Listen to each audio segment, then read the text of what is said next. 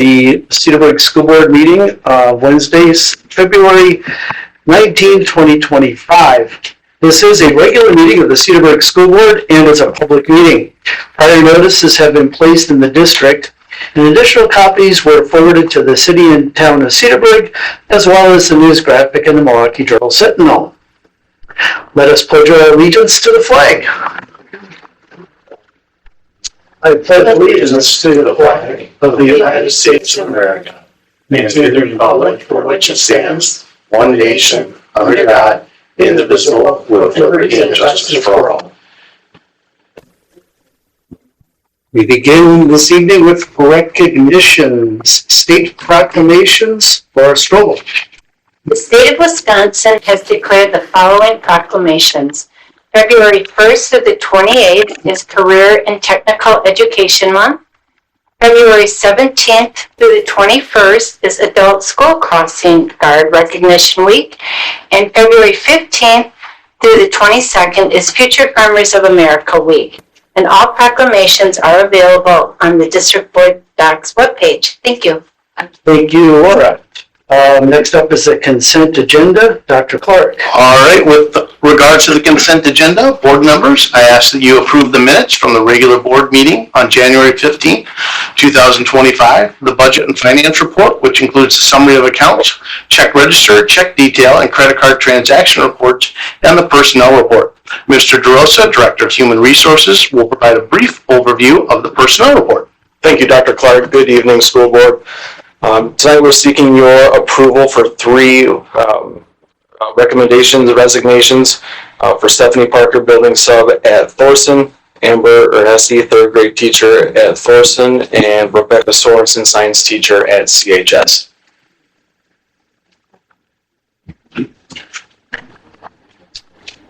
I motion to approve the consent agenda. Second. We have a motion and a second. Is there any discussion? Are those posted on Weekend already, those three? Yes. Okay, great. Thank you. Actually, not the building sub.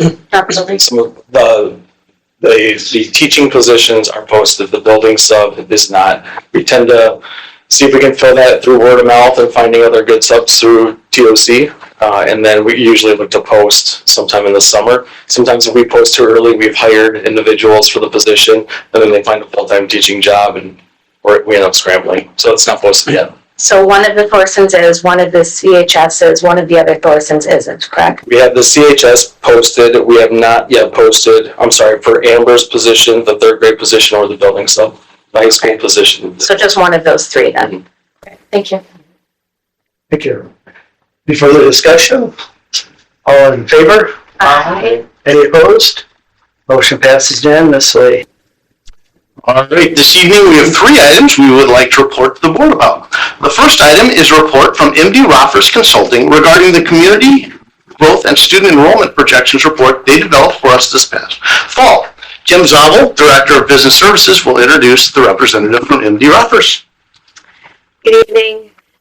Today we have with us Nick Johnson from MD Roffers. So back in June, right before Ben left, he met with you all to discuss the enrollment projections. And at that time, we had asked to do an enrollment study. Well, the MD Roffers was very busy, but they fit us in the fall, and they finalized their study in December. The full study is available to you. I believe you all got a copy of this, as well as there's extra copies on the back, should any of the audience need a copy of that. Nick has provided a few remarks and overview of the study, certainly not every detail, and then we'll have some time for questions afterwards as well. So take it away. Thank you. Thank you. All right, good evening, everyone. Happy to be here. As Kim said, my name is Nick Johnson. I'm a planner and project manager with MD Roffers Consulting. We're an urban planning firm. We're based in Madison, but we work all over the state of Wisconsin, including in several communities and school districts in metropolitan Milwaukee. About half of the work that we do is your typical urban planning work. So we're the urban planning consultants for about half a dozen municipalities, cities, towns, villages across the state. The other half of the work that we do is working with school districts to help them with enrollment projections, but also helping them with potential facility changes. So again, this is a project we started last fall and ended around December or so. This should work. There we go. This presentation is a summary of a significantly longer report. I think our report is about 60, 70 pages long. I'll go over it in brief here, but there's a lot of details and other information in that report that I won't exactly go over everything today in the presentation. So going over some recent enrollment and demographic trends. Overall enrollment in the district was pretty stable over the past decade. It did increase by about 113 students, but that entire increase was due to the implementation of the 4K program in 2016. Without that 4K implementation, grade 5K to 12 enrollment essentially remained stable. There were enrollment increases experienced at both the elementary and middle school grades, and enrollment decrease at the high school grades over the last decade. Births have been decreasing, particularly over the past few years in the Cedarburg School District. The graph that you see on the screen shows births over the last 23 years or so, from about 2000 to 2023. Really for the first 10, 15 years or so, it was pretty stable, the number of births in the district. That has decreased since about the mid to late 2010s. That could spell future enrollment decreases unless there's significant development of new housing or in-migration of families moving to the district from elsewhere. The district is also an aging community. The median age in the district increased from about 43 years old in 2010 to about 46 years old in 2020. That's higher than the state average.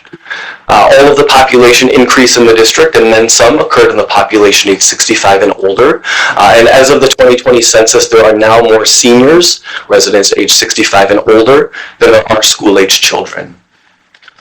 The population age 25 to 44, that's an age cohort that we really zero in on. That's the reproductive age population, where those populations live in the district or where you're likely going to see increasing births over the next few years. That population across the district, though, did decrease by about 10% from the 2010 to 2020 census. That does help to explain that recent decrease that we've seen in births over the past few years. Stable open enrollment, there's not too much to add to this slide. There's a little bit more in the report, but overall open enrollment in and out has been pretty stable over the last decade, minus a few ebbs and flows towards the beginning of the 2020s due to the COVID-19 pandemic. Overall, private school enrollment has decreased. We looked at the 6 private schools that operate in the Cedarburg School District and the Grafton School District because they're immediately adjacent to one another. There's a lot of movement back and forth. Enrollment in those 6 schools decreased by about 81 students, about 6% or so over the past decade. Looking at recent housing trends. As of 2024, Ozaukee County has the second highest median home sale price in the state at about $470,000, just behind neighboring Waukesha County.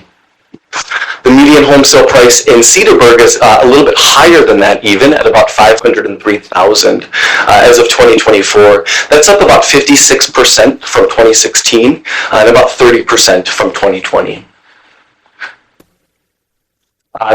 Home prices have been increasing even with increasing housing development that we've seen here in the community. Recent residential building activity has increased really in the late 2010s and into the 2020s due to really increasing city-based housing development in the district, with the city increasing the numbers of single-family, two-family, and multiple-family, basically apartments that are being built.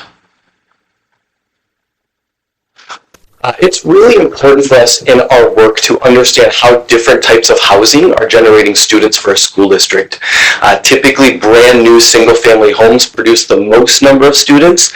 Typically, brand new apartments generate the fewest students for a school district. That rings true here in the Cedarburg School District. We looked at new single-family homes, how they generate students in the district. We found about 0.76 students are generated per new single-family home. So 100 single-family home subdivision, we see about 70 to 80 kids in the Cedarburg School District from those 100 homes. That's based on two analyses that we did. The first was a new homeowner survey that we mailed out to about 250 new homeowners of homes built over the last 3 or 4 years or so across the district. And then the second is an internal analysis that we did, looking at addresses of all of your students and then looking at addresses of all the new homes that were built in the district since 2020. We basically used that average, which was 0.76. It is important to say that this ratio is high compared to other similarly positioned school districts in suburban Milwaukee. I'm sorry, I want to ask a real quick question. The single-family homes, does that include like a condo?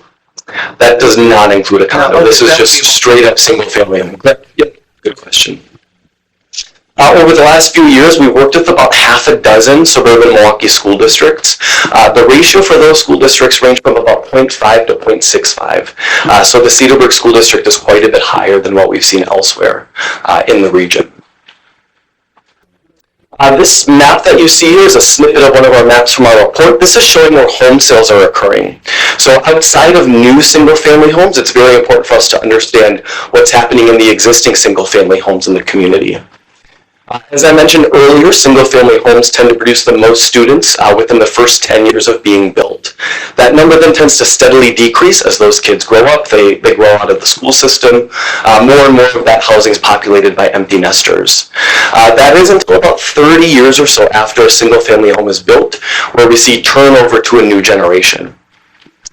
This map in the darker blue shaded neighborhoods are where we see significant amounts of that turnover over the last 5 years.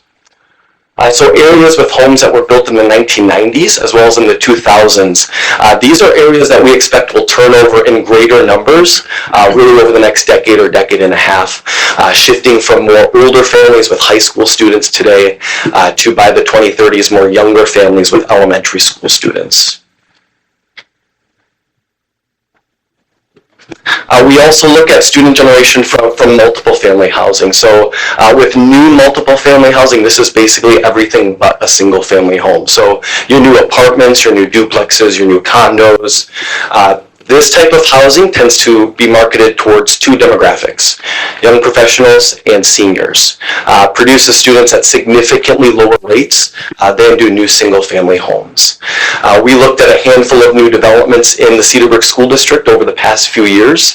That generates a student ratio of about 0.05. So a 100-unit apartment building, a fairly sizable apartment building, we see about 5 kids coming from that. Older apartments tend to be both cheaper and also tend to be a little bit larger sized than some of the new apartment product coming online. Tends to produce students at a little bit higher ratios than new apartments do. Getting into an overview of our projection methodology. So our report goes into our methodology significantly more in depth. This is a map of the district. We divided it into 57 neighborhoods. These are basically just smaller pieces of the district for us to do our projections and our analyses on, breaking down the large district into something that's a lot more manageable for us to work with. They're based on attendance areas, subdivisions, major roads, other geographic barriers.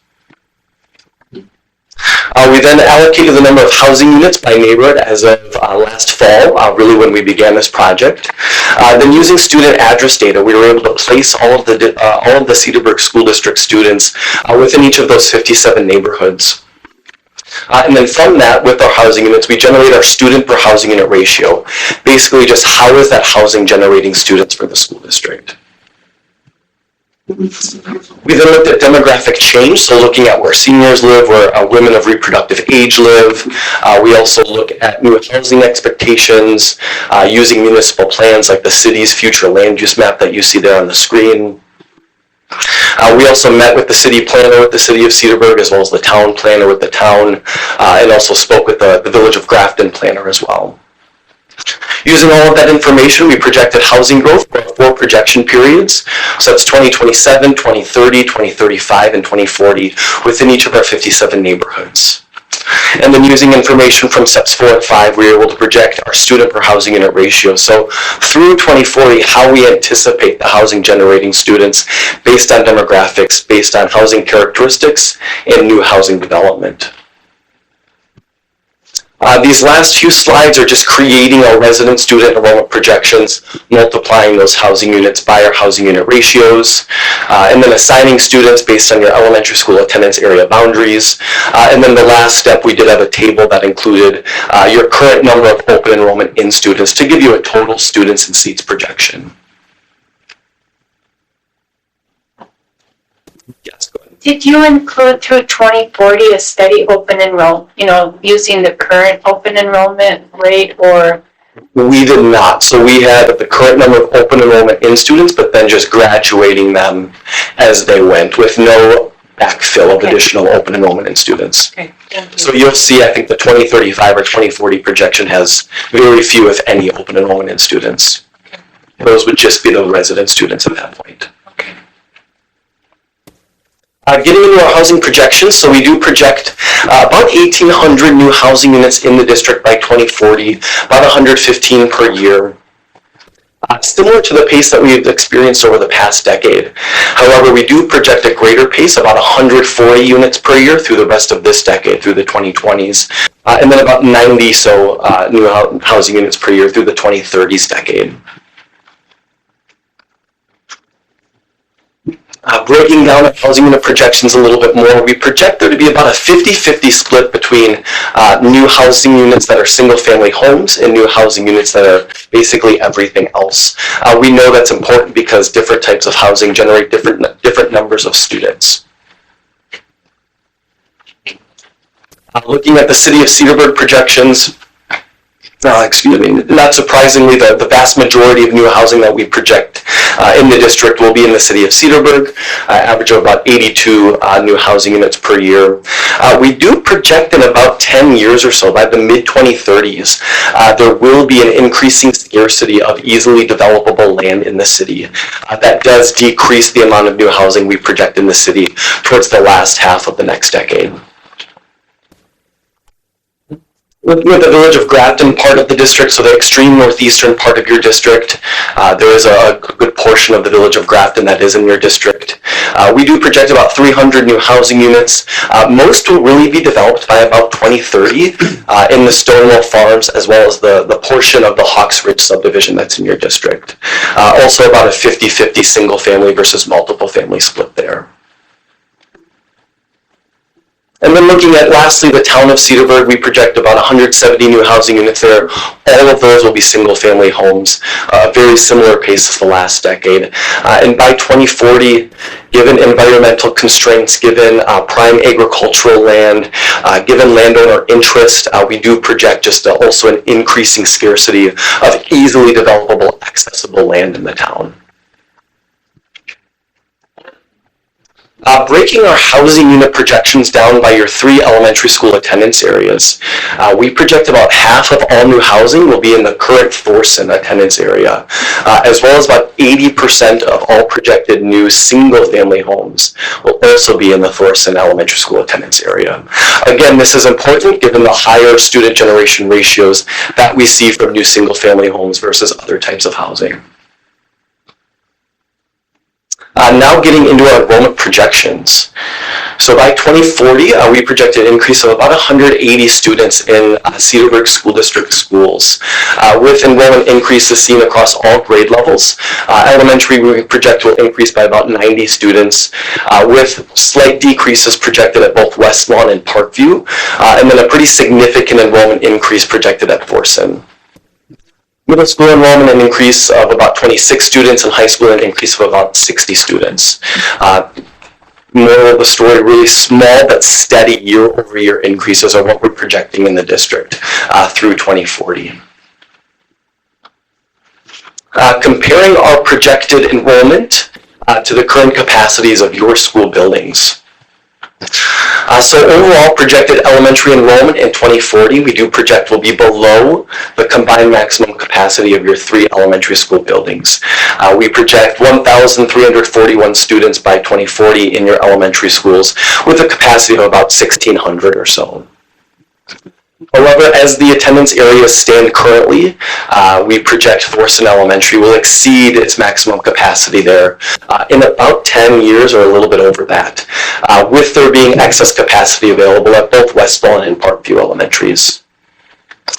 We also project that enrollment at the middle school and high school will be about 200 students at each school below the maximum building capacity of your middle school and of your high school.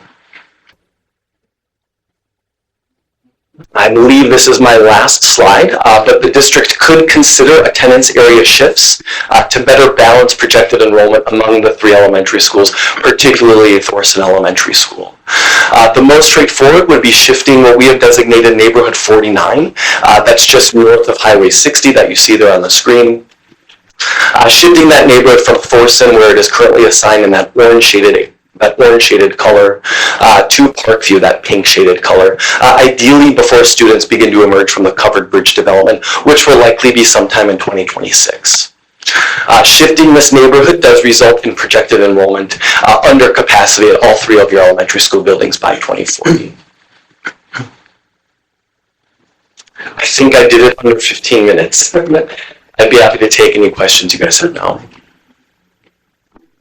For area 40, it sounds like a space example. Sure. For 49, can you just, so I looked at the different pages in the packet. First of all, I think it was, the top view of this was helpful. It was pretty easy for me to kind of be able to go back and see which pages this matches to for the printed copy. It may be helpful to add some of those pages in the presentation for reference, but Sure. I mean, I've read it, so I understood it. But for the actual copy of what's facing for the public, it's that second attachment, that Cedarburg Community Growth and Projections Report Final.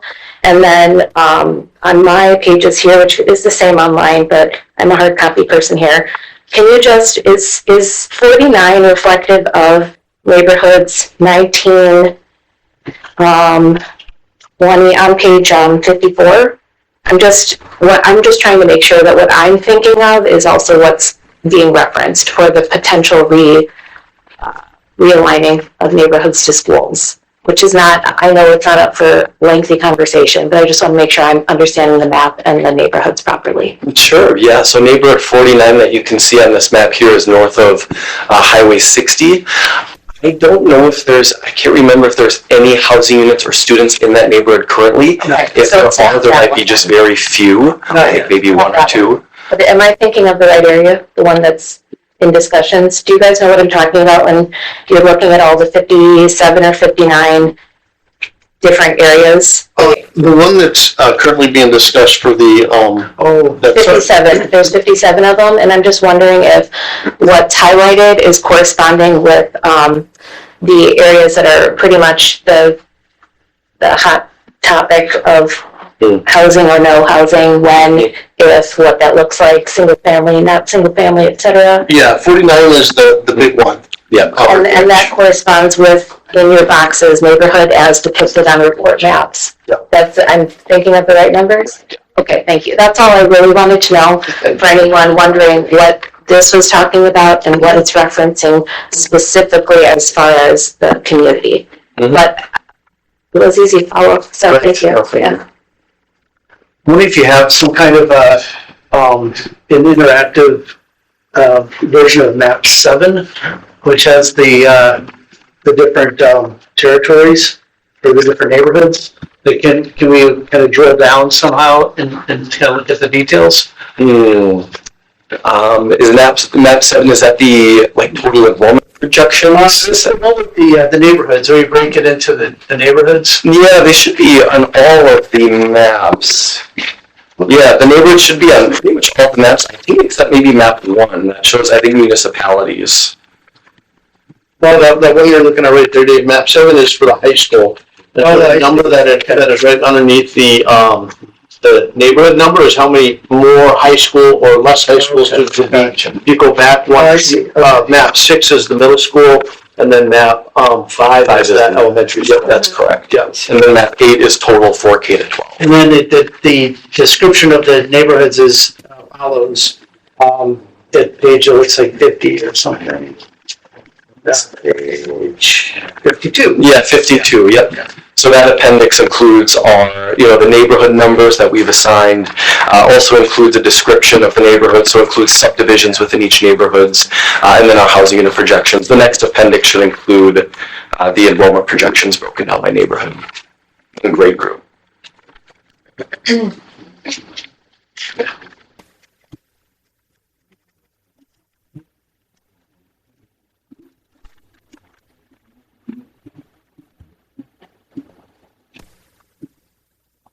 And certainly if any board member has any questions, we weren't trying to squelch we were trying to, as Nick mentioned, he presented in 15 minutes, wanting to make sure you guys have plenty of time to ask any and all questions, so. It was very informative reading through this, and you did a great job on your presentation. Thank you. Very great, thank you. I really appreciate it. Do we have a map of the current elementary school boundaries? Yeah, Yep. that overlays. Well, and actually, when you take a look at the existing right there, the color coding is it. So green is West Lawn, the purple is Parkview, and beige is Morrison. So it's actually, so 49 is actually connected already. Correct, that currently is Thorson, and that's one we talked about last spring, is you could move that Parkview and help alleviate some. Yeah, that makes sense. Is there any estimate of when that neighborhood will start? Yeah, so we spoke with the developer, and I believe they're wanting to break ground, I think it was either later this year or the beginning of 2026, but they expected students by fall of 2026 coming from that neighborhood. I didn't hear which neighborhood you asked about. 49. 49, Yep. okay. Yeah, that's the large development called Cedarburg Bridge is the name of it. And that will be phased probably 30 single-family homes to 35 every year for, I think they said 10 to 12 years until build-out. So I think we have that projected through the 2040 projection period. Well, and adjusting the boundaries for the individual elementary schools is something we've all discussed prior to. So that has been something that's been brought to the table already as possible, alleviation of some of that pressure in person. And doing it in a neighborhood that has 0 kids currently is always easier than ones that have kids. I was curious about the open enrollment question. I thought there was I shouldn't say I thought. I know there's a statement about open enrollment in the docs online and of course here, but Laura, would you mind just maybe asking what it was you asked previously? Sure. I mean, I think we have, I'm just going to throw out a number, say roughly it's between 100 and 200 open enrollment students now. But in 2040, or, there's 0. Yeah, so that was one of the things that I made the decision on in this report was have it reflect the current, or just reflect residents, so it wouldn't impede us from having open enrollment, but also didn't want to have that projected in there, and if there were concerns about a number of students some places, I just wanted to give it a fresh look of, just looking where we currently stand and the increase in the future just being based on residents. Okay, so the statement in the actual packet covers that, but maybe just in different words than that. Okay, great. Okay, thank you. I'm going to ask a real quick. I was probably in the methodology when you were calculating the turnover, that kind of 30-year cycle for homes. Did you go by housing age or did you go by age of residence? We went by housing age. So we looked at specific, within each of our, 57 neighborhoods. We know of the ones that had most of the housing built in the 1980s or 1990s, so that's what we went by. Okay. And we tried to, when we were crafting our neighborhoods, to divide them not only by type of housing, so mostly single-family homes in a neighborhood, mostly apartments in another, but also by age, and that typically corresponds with, a subdivision usually. Sure. In your experience, that's a a good way to do it. That's a valid, obviously valid shortcut to actually looking at the ages of every. Yes, right. Yeah, we saw in several neighborhoods from when we performed our projections last in 2019 for the district. We saw several neighborhoods that were built in the 1980s and even early 1990s, what we call turnover. So 6 years ago, they had more high school students, fewer elementary school students. Within those 6 years, they've had a lot of home sales, and we saw the high school numbers go down, the elementary go up. And that's indicative of a neighborhood turning over. Mm-hmm. So for example, I'm in 21, and most of the homes were built in the mid-60s, early 70s, and that neighborhood is rapidly turning over right now as elderly residents move out and families move in. So looking at the age of the home does make sense. Yeah, no question.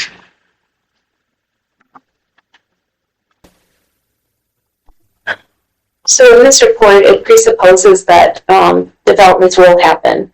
So on page 54, the wording, neighborhood 20, the project has not yet been approved and the developer is returning in 2025 with revised plans. The consultant projects 80 multiple family units, 20 townhome units by 2027, remaining units between 2027 and 2030, et cetera, et cetera. This goes on. So, I certainly remembered that one being in there. Offhand, do you recall how many others have how do I say that? It's worded in such a way that it believes this will happen. So the projections are based on believing this will happen without this having had any kind of council approval. And we do try to be conservative and hedge.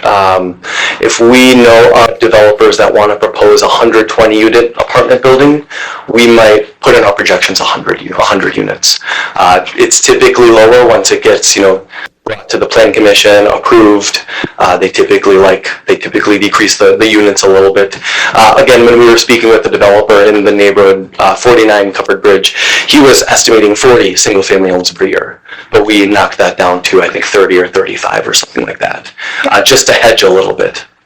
City and township, what their caps, what their different caps were on those. We did meet with city and town as well as the Village of Grafton planners. And also got their take on development, 15 years from now, what parcels will be the next kind of frontier? Okay. What are the soft targets for development? Yeah, no, I did read through each of the areas, and I recognize the areas that are already built out, the ones that are in process and the ones that aren't approved. I've attended those meetings. I'm cognizant of all that. I was mainly just wondering for the actual wording, because it supposes that this will happen. Mm-hmm. So I was wondering if there were more than that particular area in this report, how many, if you knew offhand, like there were 3 or 4 areas. Yeah. That's fine, I can go through it again. Thank you. Mm-hmm.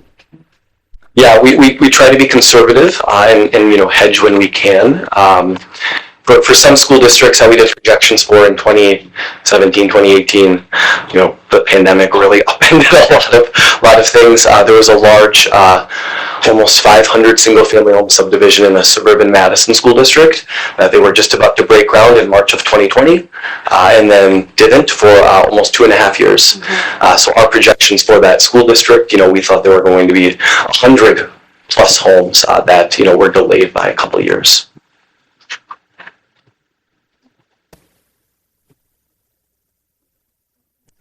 Any other questions?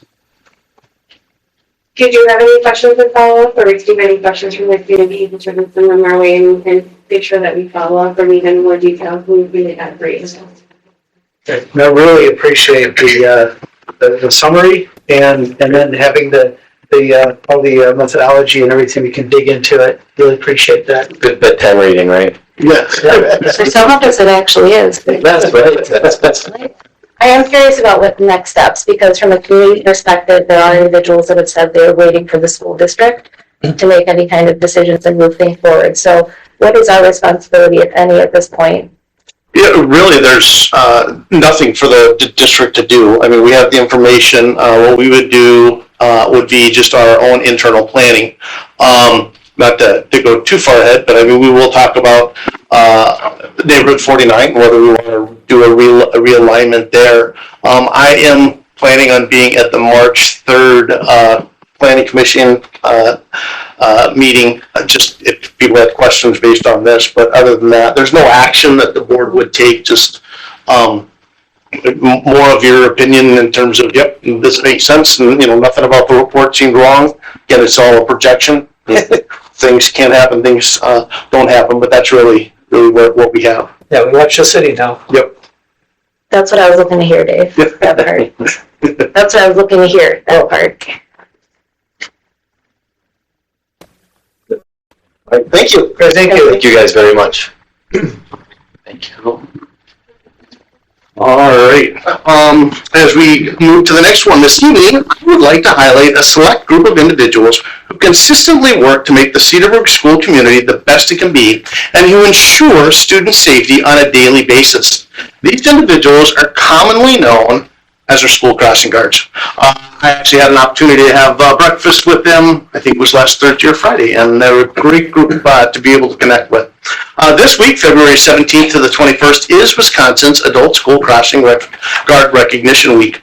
And I would like to personally thank our Cedarburg School Crossing Guards, Mark Montaigne, Kelly Wetley, Brian Gell, Marlene North, Dan Jablonski, Steve Burbanis, Peter Rouse, Jim Lee, Cindy Reed, Betsy Hackett, Deborah Gabbert, and Joanne Kuhn.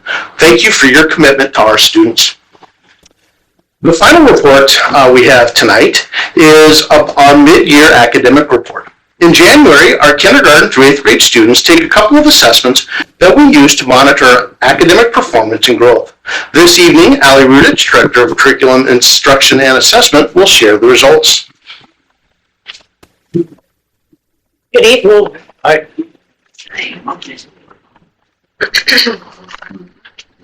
Hello.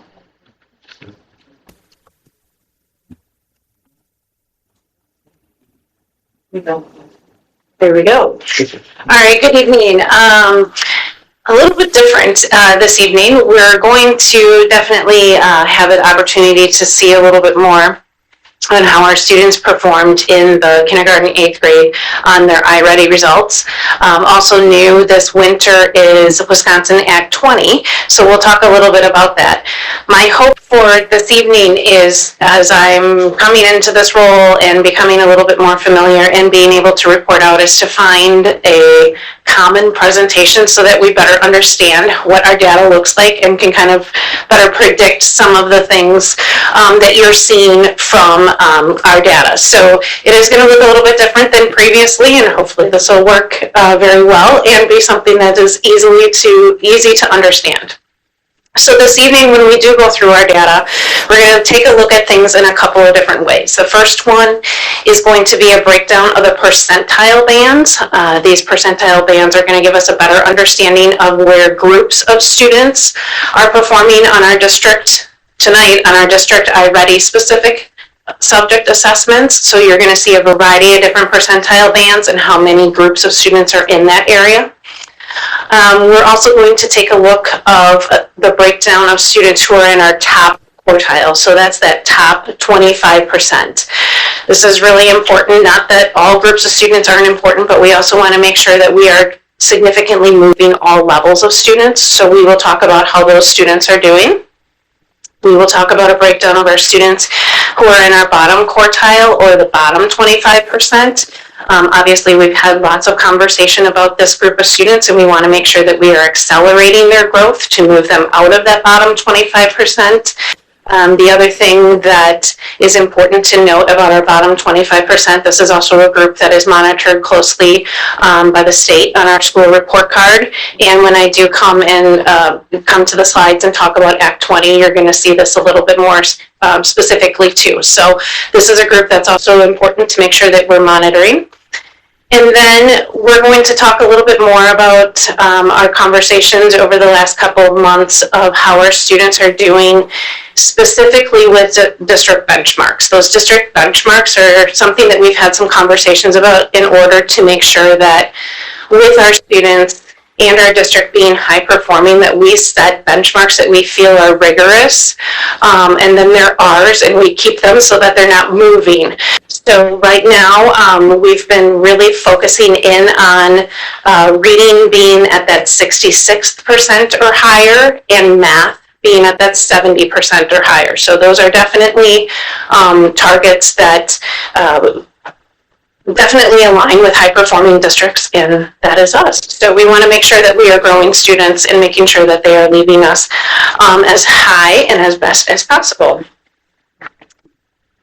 Also, just a reminder that everything that you see tonight is going to be kindergarten through 8th grade. So that is the group that recently just finished their assessments.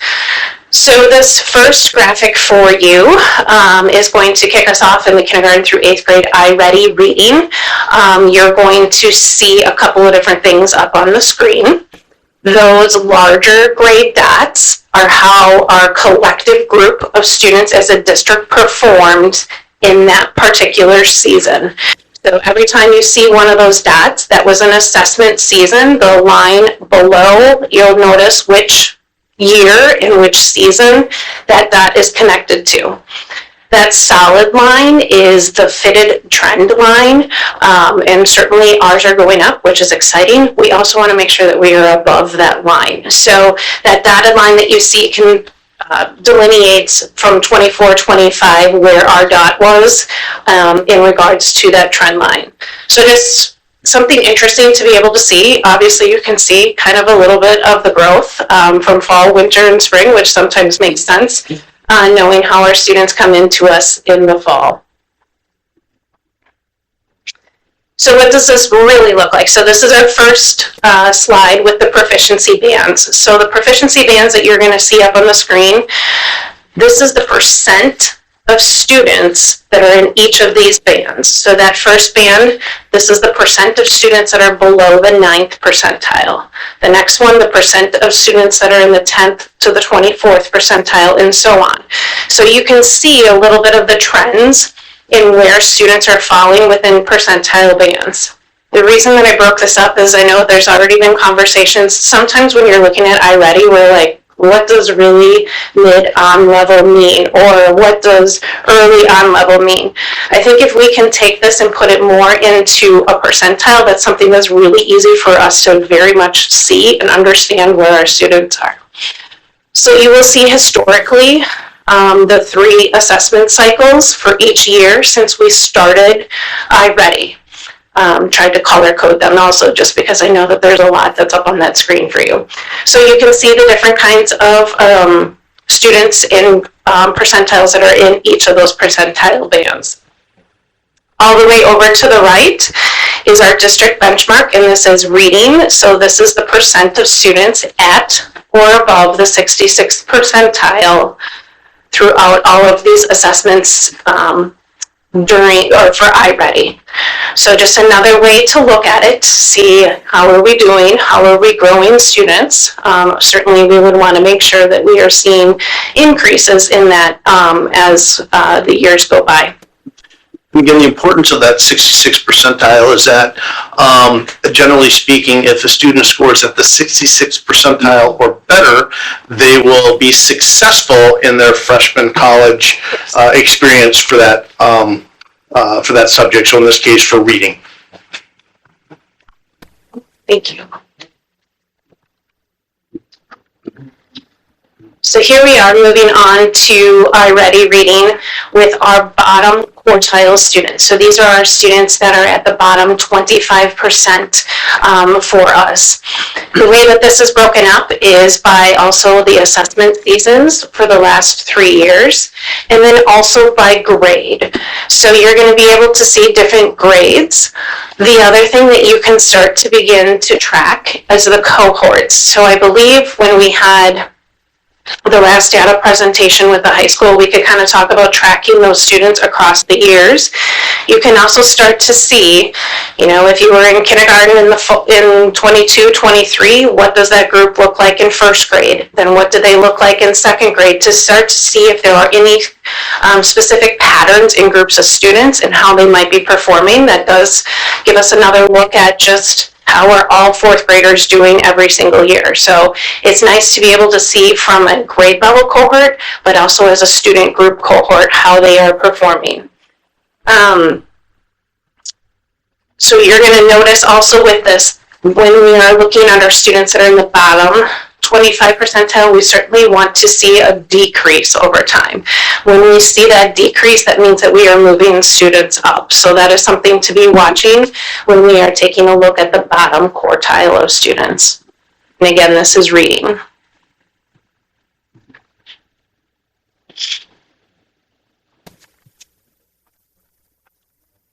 The next one is our top quartiles. So this is our top 25% of students. The opposite of the previous slide, we want to see an increase over time because that means that we are pushing students into higher levels. So you can read this the exact same way as the previous slide, except for the fact that we want to see those numbers increase. You can still see the cohorts. You can still see the different grade levels and how they've performed over the past 3 seasons or 3 years. Go ahead. How much has Amplify had an effect on the increased levels? Because you can see where, looking across, there aren't as many increases as we see, in the decreases of the bottom quartile. So yes, it'll be really interesting to see one more data point, I would say. There are pockets that have increased, there have pockets that have decreased, there have pockets that have stayed relatively the same. So I would say it is pretty complicated to implement a brand new reading curriculum. It takes a lot, and sometimes that progress in results can sometimes be a little bit slower as opposed to maybe implementing a math curriculum. So I would say while we are watching where some of those dips took place and where some of those increases took place, that is something that from a coaching standpoint every week we are also talking about. The other important thing is this is one snapshot of data in one period of time. So as we take a look at some of the other things that we are noticing and how students are performing, that also helps to inform some of our decisions. Yeah, and especially for the public who may have questions, Amplify is definitely a different system than what we had been using. Yes. And, it flat out during the pilot, it was noted as being more challenging. Yes. So obviously if we're wanting to look for the long term, obviously kindergarten and first grade, they will have had the consistency. It's just like with fridges, whereas we move them through the scores. So if people are looking at this and they're concerned, there are justifiable reasons as to why things are the way they are. And we're going to talk even more about some of those differences once we talk about Act 22. The other thing I would say, though, is really important to watch the cohorts, because that's something that we're watching too. What has their track been? To be able to see, so if they didn't increase from fall to winter this past assessment cycle, are we seeing a growth in them over the period of time? And is that typical for them, yes or no, to also help us to inform decisions?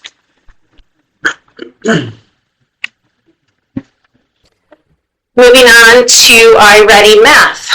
Similarly, you'll see the dots on the screens for the different assessment cycles. Again, this is everybody combined with the seasons on the bottom and the different trend lines.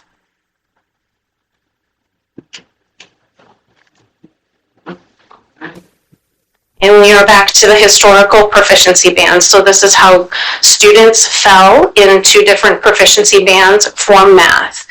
Again, all the way over to the right in the green is the math district benchmark of students that are at or above the 70th percentile and how that is looking from a trend from the beginning of our time with iReady until currently.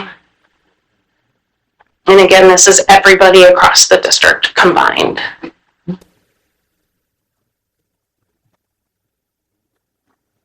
Moving in, we are back to iReady Math for our bottom quartile of students. Again, hoping to see a decrease as we move students.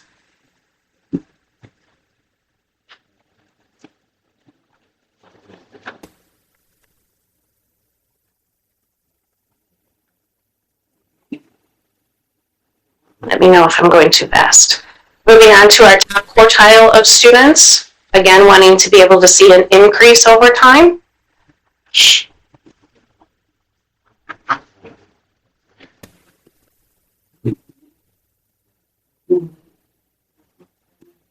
And Ellie, when you talk about tracking cohorts, just for anyone watching this, this seems like a really basic question, but like, for example, you're saying that the kindergarten group from the 22 to 23 fall, that's the same group that's in the 23, 24 first grade group, right? So you kind of go a diagonal. So they are current second graders, yes. So you can follow them diagonally by their different assessment seasons to see some of their patterns. Okay, just want to make Thank you for clarifying, yes. Any other quick questions about iReady before I move on to Act 20? Yeah. Looking at the scatter plots, the math and reading ones are the same plot. But that's not my question. The question I should take a look at that. the schools in the fall are always lower. Is that all just summer brain drain? Could be. It's not uncommon for that to happen. Well, it's also because then they're being assessed on that next grade level standards. So they haven't, so when they finish kindergarten, then when they're assessed the next fall in first grade, well, they're being assessed on the first grade standards, which they hadn't necessarily learned. Yeah. So you would expect that to be lower. Yeah. Because you got that new group to go through. You're starting in the fall and you're being assessed at that next grade level, your score is going to be lower. By the time you get to winter, you've had work to get to that level, so the scores jump, and then usually that tail end of the school year, you're getting into more difficult things to prepare you for the next year, which is why sometimes you see that dip between winter and spring. It's just a really predictable pattern. It's interesting. Fall, winter, spring plateaus. I had one iReady question, comment. I really appreciate this format of how you've done these graphs and how it'll be a standard format over time. I think that's excellent. One item to maybe consider for the future would be the average number of iReady minutes spent with the students doing the self-directed time on their Chromebooks, just because I know iReady themselves say that if they spend X number of minutes, that you can expect like with this amount of growth or something. There's like a correlation between that, and we've seen it's just always been interesting to see how the number of minutes correlates to the scores. There's been some concerns that, are they spending too much time, too little time? It would be good to see in coverage. Sounds good. I was curious, we have had, sorry, let me get this here. I know we have talked about the lower percentage. I'm curious for this at above 66% and it was 70%, yeah. At what point are students that are in those areas being screened for giftedness, or how does that work? Would you mind just giving like a small overview of that? So we do have a district level plan for what we need to do as far as identifying giftedness. So there's a couple of pockets of what we end up doing for accelerating students, regardless on if it ends up being something that falls into a gifted and talented program. So when we're tracking those students that are at the top end, there's a process for one, if parents were to request, is this something that we're noticing, I'm noticing this, and then there's a process that we follow for the district with some assessing, taking a look at different kinds of performance assessments. Sometimes it's a little bit different for our littler people versus our bigger people. But then regardless of age, we are also monitoring where our students are, and if we're starting to see that they're historically testing above the 90th percentile, different types of things end up happening. I was wondering if there's a plan or not. I don't want to take too much of the board's time. I just was wondering if there was a threshold, and it sounds like that 90%. Generally, it's right around 90%. Okay, thank you, I appreciate it. Yes. And that can look a little bit different depending on the student and where their scores are. As Dr. Savaji pointed out, the math graphic is actually just a duplicate of the reading one. So Okay. that was a mistake. I apologize for that. No worries. We make sure we put that into I will do so. to the program, to the record or the link on it or something. It probably looks Apologize. almost the same, but just a little bit. They do look pretty much the same, I will tell you that, so. It's a good thing. Yep. Anything else IReady-wise?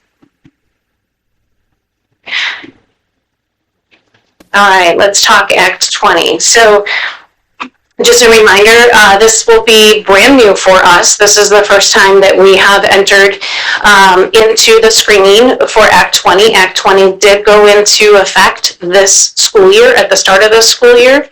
The first round of screening in the fall was optional for districts. So there wasn't the mandate that districts had to start the Act 20 screening until winter, and that's when we started. So everything that you're going to see today is brand new and our first view of what things look like for us in regards to Wisconsin Act 20. This is where I'll also interject. Part of the reason we didn't start in the fall wasn't because we didn't want to start, just whenever you start the first time, there's always challenges. And so many of the districts that did start in the fall regretted that decision because there was a lot of things that went wrong.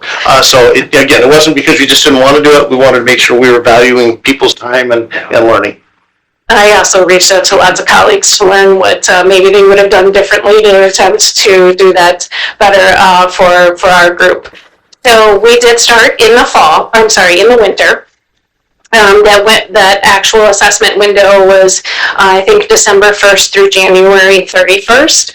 This particular screening is required for all 5K through 3rd grade students. There is not the ability to opt out. This is something that we are mandated to do for all students.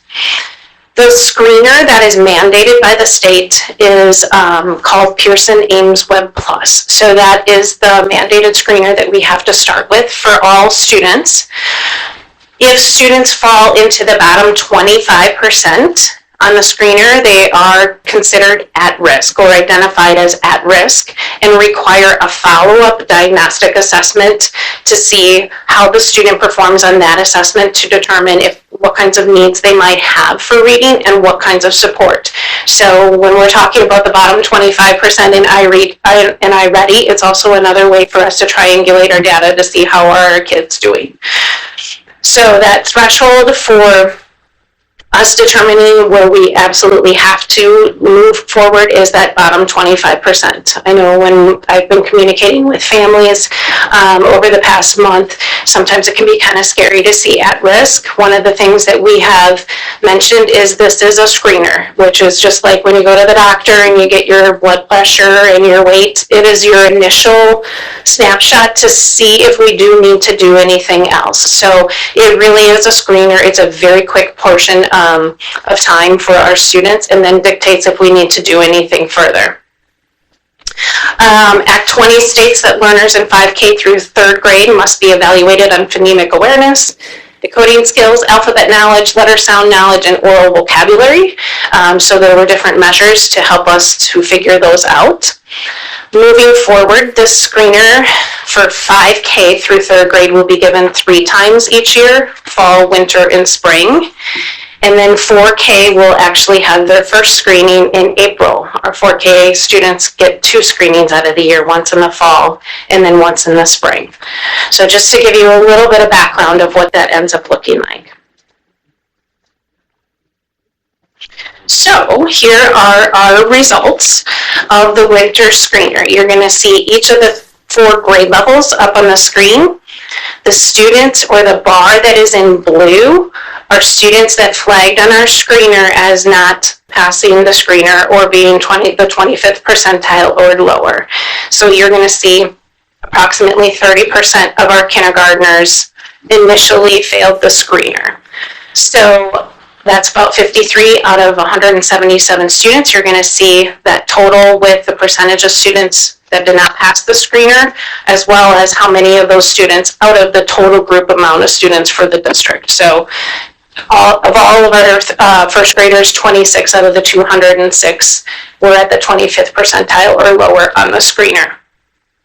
Remember, once that happens, we immediately do a diagnostic, which is also guided by the state as to what we need to administer to see what other things we might need to do for support. So based on how they do on the screener, we take a look at where their strengths were, what their weaknesses were, add in an additional diagnostic based off of digging into those weaknesses to see, is this really a weakness? Is this not a weakness? Was this a good day? Maybe not so good of a day. They're obviously little people in front of us when we're going through a variety of different things. And then what do we need to do to make sure that we are supporting them with their next steps in being successful in reading. So all of these 53, 26, 36, 34 students did get an additional diagnostic screener in addition to iReady. So there was a good amount of assessing for these friends just to make sure that we are closely monitoring their reading. Did you notice any, oh, sorry. Go ahead, I'll go after. No, you raised your hand.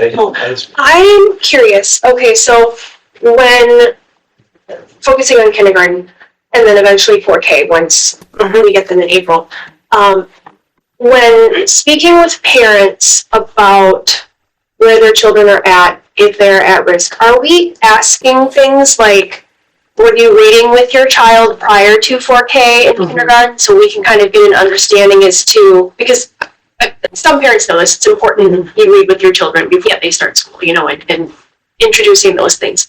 Are those questions that we're asking to kind of feel those things out? A lot of that is happening in there were a lot of individualized conversations with families, and especially if there are students that did not pass the screener in figuring out what to do from the next step, there's been those individual conversations. Go ahead. Were there any noticeable patterns? Like, for example, was maybe the third grade like different than the first? What did you notice? There are different ways of assessing for each one of them. Third grade is a little bit less. First grade is actually quite a bit of assessments. Some of second and third grade also had an online portion for vocabulary, which is about a very quick, like 3-5 minute vocabulary test. Some of the things that we did notice more so from a pattern standpoint is it's a different kind of assessment than we've traditionally given. So, for example, in kindergarten, in the winter, they're expected to identify letters. Now, if you've been following Science of Reading and where we are from Amplified, that has been an area where we're like, okay, we've been focusing on the sounds still at this point. They're just starting with curriculum and Science of Reading to start identifying letters. Some of our students were not as rapid in identifying letters, which brought their score down. So the way that the screener was delivered was a little bit different from where we are right now in the Science of Reading and doing sounds first. So it's good information, definite. Usually then once we follow up with a diagnostic, things got better. But it's a very structured screening, and they have a minute to say letters and sounds, and with very specific cueing of what the person can do. Thank you. I'm curious how many students, once they were given more of a diagnostic, were determined not to be at risk? Yes, quite a few of them. So I'm actually going to give you a bunch of numbers on the next slide too, just to kind of go through some of that.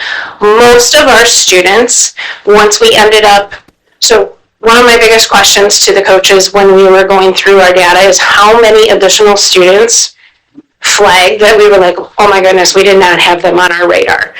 The answer was very few. So while this particular assessment also focuses on fluency, that's not necessarily something that has been part of a full screening of our students. So additional students flagged on fluency, and obviously iReady does not monitor fluency, so we were able to catch a few more students that might not have been as fluent of a reader as possible. But even the coaches were like, we pretty much had them on our radar. This just really confirmed on if we needed to dig into them and see how actually fluent they are at reading. So when we are talking about what we needed to do next, we took a variety of different approaches. So the coaches and I meet every Friday. We were bringing our data together to talk about what does this look like next? How does it work against our intervention system and structure within our district? And then there were also building level teams that met together on all of these results to determine what they needed to do for each one of these students based on not only their screener, but their diagnostic and their iReady. So there were those conversations about their actual student data, but then teachers were also involved to be able to say, yes, I'm concerned, no, I'm not concerned, here's what I'm seeing within the classroom. So it really was a very strong team approach to be able to figure out what we need to do next for our learners. The students that do have plans are currently being progress monitored weekly to see what their progress looks like. And what they're saying is these plans should last about 10 weeks. Generally, we've been monitoring students and then revisiting their plans somewhere in an 8-week cycle. So as a district, that is just something that has been a little bit more comfortable to us. These plans are varied based off of the level of need and are tailored specifically to students. So it's kind of hard to be able to give you like a flat, this is what a plan looks like, because we do have some students right now that are on what's called a classroom monitoring plan. That means that they flagged on the screening, they did well on the follow-up diagnostic instruction, there's not much that we're concerned about from an in-class setting, but they still flagged on the screening, so there is a monitoring phase in place in the classroom to make sure that the teacher's watching to make sure that everything is okay. So we're going anywhere from a monitoring all the way to there are teacher interventions that are taking place during their flex time to a little bit more intense where an interventionist or a coach might be running intervention groups all the way up to they're going to intervention several days out of the week. So there's a really wide continuum. So back to your question, Kate, about how many students.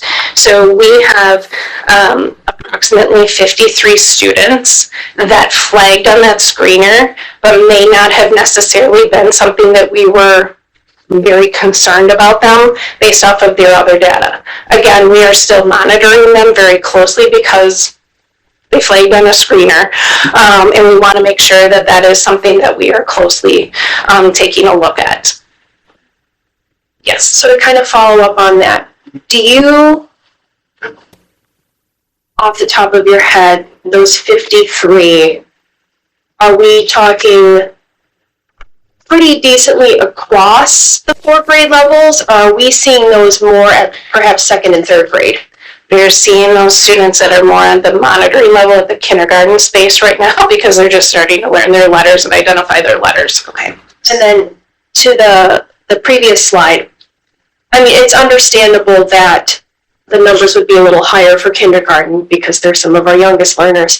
For 2nd and 3rd grade, that increase in percentage, how much of that do you think could be caused by that switch in curriculum and students not having been exposed to certain methodologies or things that this screener is specifically honing in on that could explain why we've got the 16.29 and the 19.32? I'm not sure if I can specifically pinpoint that, but a lot of our conversations have focused on fluency, and that's not been a consistent measure that we've done for all of our students.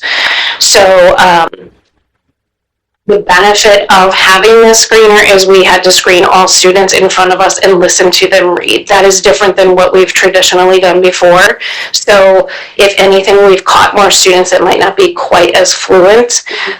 We have a really strong group of interventionists and coaches and a really strong intervention system within our district. There were not many surprises across the district as far as students. If anything, there was the, oh my gosh, there's a kindergartner sitting in front of me, and they were not maybe saying things as quickly as they should have in a minute. But again, that's something that we were kind of like, okay, now we know, and we can definitely address that within our classrooms and our instruction. So we definitely could see a shift in these percentages with the spring assessment. Kids have been more exposed to things and we've dialed stuff in. Well, and so this is the result of our students that are at the bottom 25%, right? If you take a look at iReady, There's numbers from the previous bottom 25%. In kindergarten, 6.5 of our students on the iReady were below the 25%. In first grade, 0.5% of our students were below the 25%. So the levels from iReady, which again is a different kind of assessment, but it does give us information about what kids know. We need to make sure that we're balancing all those different assessments to really make sure that, is the kid learning? Have we missed anything? And so they're very different based off of, the screener and what we're seeing from iReady. Thank you.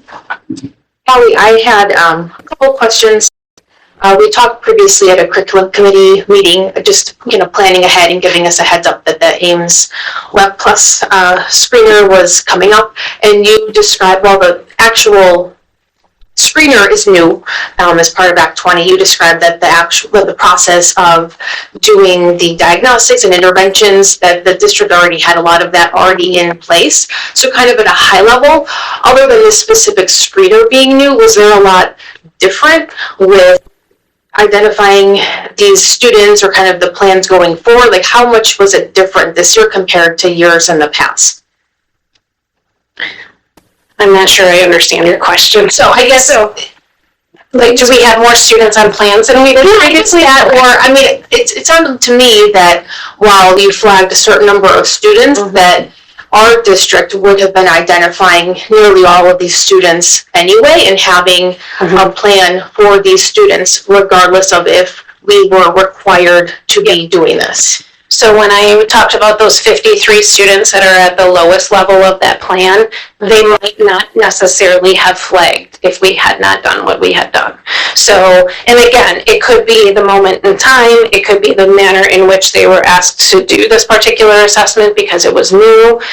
I anticipate that number going down pretty significantly by the spring, but there were 53 more students that were on plans than what we typically would have had. And then were all parents notified with the results of the screener regardless of where the student fell on it? Okay.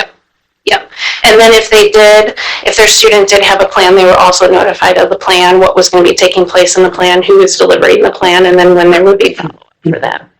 Okay, and then the plans that aren't the classroom, so I assume for the classroom monitoring plan is the communication primarily between the classroom teacher and the family, and then for the students not on that plan, is it between like the reading coach and the parent, or still the classroom teacher and the parent? A variety of different people, which is pretty in line with what we've done from our intervention system anyways, because there's interventionists, there's coaches, there's aides, there's teachers. So a lot of the students that were already in intervention remained in similar interventions with their intervention person. So there could be a couple of different people that would be serving that student depending on what they need. Okay. In addition to the classroom teacher, yes. And then one last quick question. So I know that you talk to other people in the same role as you in other districts. Do you have any idea or feedback on how this initial set of scores from the winter screener compared to similar districts? I think across the state, people are finding that there are more students flagging than they had anticipated happening. And that was a little bit of what I heard from the fall. And now I understand now why. So again, it's a screener, right? So we can look at it as this is something that allows us to capture all kids and make sure that we're really listening to them read and know what they need to do. There's a variety of different pieces that go along with it that we kind of had to figure out, how do we fit this in our system, and how do we end up doing this? What does this look like? What do we do for 53 students that we feel like are pretty much okay in the classroom, but we don't want them to slide, and we want to feel comfortable that they're okay. So it really allowed us to take a look at our systems and figure out what we have in place and what else we might need to do. But it's pretty common right now that everybody's like, wow, there was a whole lot more kids than we thought there would be. Can I just clarify, you mentioned 53 kindergarten students, but that there were 53 students overall that went on to test that they didn't need further intervention? Across all of the grades, we have about 53 students that when we assessed them, we felt pretty confident with what we were seeing, that it either wasn't a great testing moment in time, or we were pretty comfortable with everything else that we saw, or they did just fine on the diagnostic assessment, but we're still monitoring them to make sure that everything is going okay. And that's across all 4 grade levels. Okay. Is there a concern, this is a mandated item, is there a concern with the increase in, it sounds like there is an increase of individuals, at least at our youngest learners, being flagged that wouldn't have been possibly otherwise. Is there any concern about support staff, additional needs for aides? What is that looking like? How is that being monitored? My understanding for the funding of this is that it's going back to potentially the lump sum and not distributed out to districts. I don't know that we need to get into the weeds about that right now. What I'd like to know as a board member is, how is this being monitored? What, if any, steps we as board members of this district, a high-performing district that still has students with these needs, what we as a board can be doing better or differently, so that we're not in a situation where we have students identified with needs and we do not have the resources to have support staff, to have aides, to have those individuals who do the job that we do not do up here. So before you answer, we have to take a pause because we have an agenda item. We said that no later than 7:45 we would take public comment, and it is 7:45. So I'm just going to make sure there's no one here that wants to speak. Is there anyone here that cares to make public comment? Seeing nobody, thank you. We will unpause. I think my question made sense, so I won't repeat it.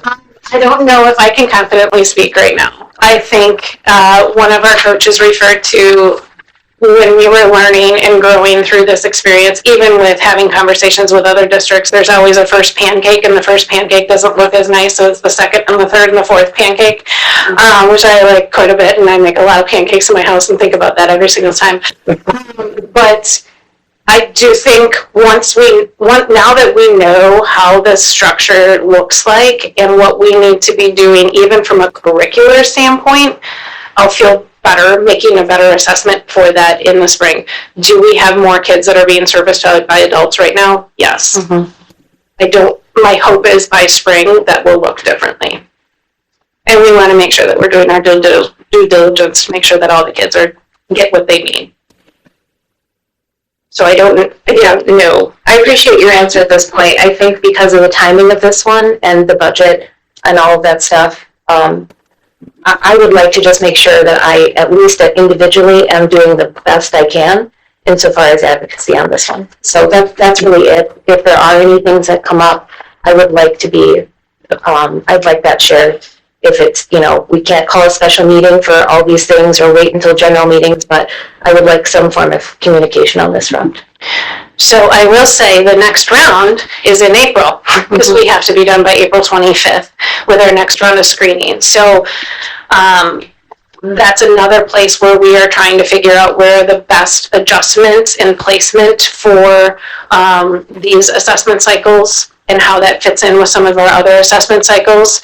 The spring assessment cycle needs to be completed no later than the 45th day from the last day of school, and it's a calendar day, which is April 26th, which is a Saturday. So all of our next run of screening for not only our 4K students, but our 5K through 3rd grade all needs to be done by then, which will also give us some really good information as to how we're doing immediately. So our plans won't even go the 10 weeks because we're going to pretty much be screening again. Thank you. I don't want to take too much time because I know it's running late, but I just wanted to say thank you so much for your intent to have district benchmarks in the data. That's something that a number of board members have been asking for a period of time, and we're seeing it here. We like to see these kind of more rigorous Cedarburg standards, as DPI can fluctuate with different things. To have a steady set of benchmarks that we're looking at the district is very much appreciated, and I wanted to say thank you. Thank you. Thank you. Thank you. All right, so now we move to item number 6. All right, we'll dig right in there. This evening, we'll be presenting 3 recommendations to the board. The first recommendation is for the board to approve the resolution resolving the boundary dispute between the Cedarburg School District and the School District of Grafton as presented. Do want to make one point of clarification. While the recommendation includes the word dispute, there was never any contention between CSD and the Grafton School District. We were all good all the time. Ms. Abel will provide a brief overview. Thank you. So this is the resolution that we brought to PNF in January and have been talking to Grafton, about since the fall. So when we were made aware of this new subdivision, Hawks Ridge, that is made up of 5 phases, we saw that it bordered Grafton and Cedarburg, and it kind of had a straight line right down about a dozen of the properties in there. And so we looked at each other and thought, where are these kids going to go to school? We need to figure that out before they build their house. So we worked with Grafton and this board, thank you, worked with me to kind of relay what our pros and cons would be. Ended up that both boards about in the same week of each other had the same idea to split the lots in the exact same way. So that's the map that you see today. We did work with the village and the developer. They did do a special meeting last week for us to make sure that we could they annexed all the property in the meantime while they develop all these phases properly, so that we have this one resolution. It will be passed today, hopefully, and then Grafton will pass their resolution hopefully next on the 24th on Monday. We will meet the March 1st deadline that is required by state statute, and then this new border will go into effect on July 1st if it's passed by you and the Grafton board. Great, and this went through the PNF committee, and the PNF committee recommends it, so I'd entertain a motion. I will make the motion to approve the resolution resolving the boundary dispute between the Cedarburg School District and the School District of Grafton as presented. I'll second. Motion and a second, any discussion? All in favor? Any opposed?